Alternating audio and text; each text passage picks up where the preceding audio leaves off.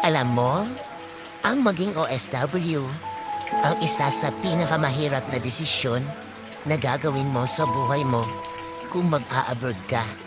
Dahil kailangan mong mangibang bansa para sa pamilya mo. Sobrang mahirap mawalay sa pamilya kung alam niyo lang. Bawat minuto, bawat oras, bawat araw at bawat taon na hindi mo sila nakakasama. Lahat yan ay titiisin para lang mabigyan sila ng buhay na masagana.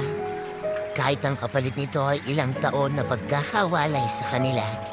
Mahirap talagang maging OFW dahil lahat ng okasyon sa buhay mo, habang nasa ibang bansa ka, ay hindi mo sila makakasama. Nariyan ang graduation day, ang Pasko, bagong taon, at marami pang iba.